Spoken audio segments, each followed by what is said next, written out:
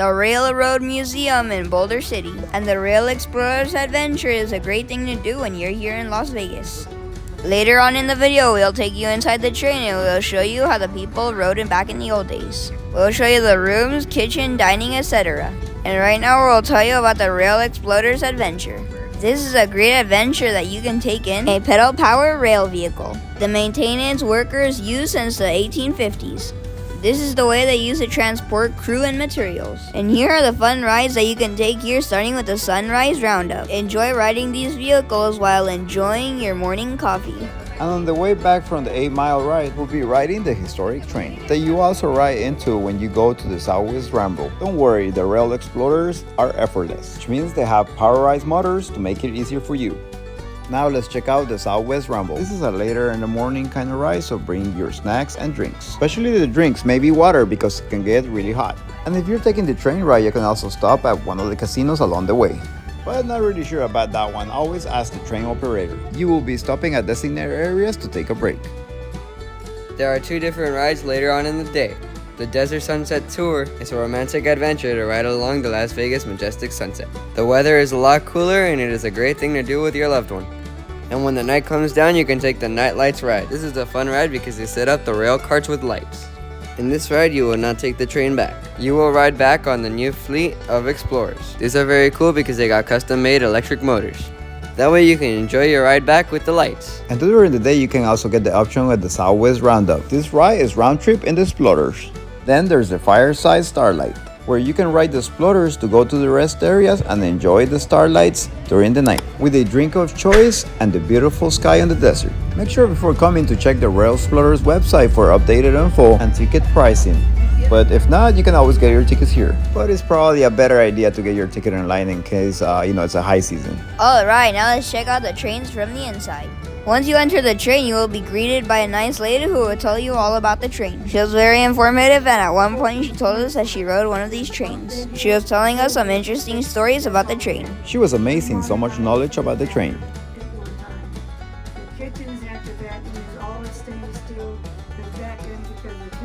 Very interesting. Now let's check out the train.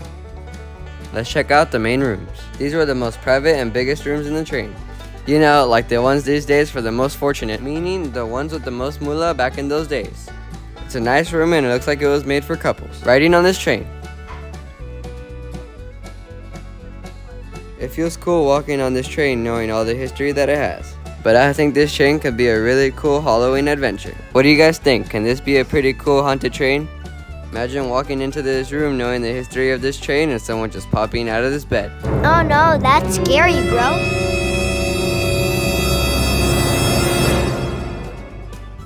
And check it out, guys, this is what the dining looked like back in the days. This is one of the spots that you would come to eat on your train ride.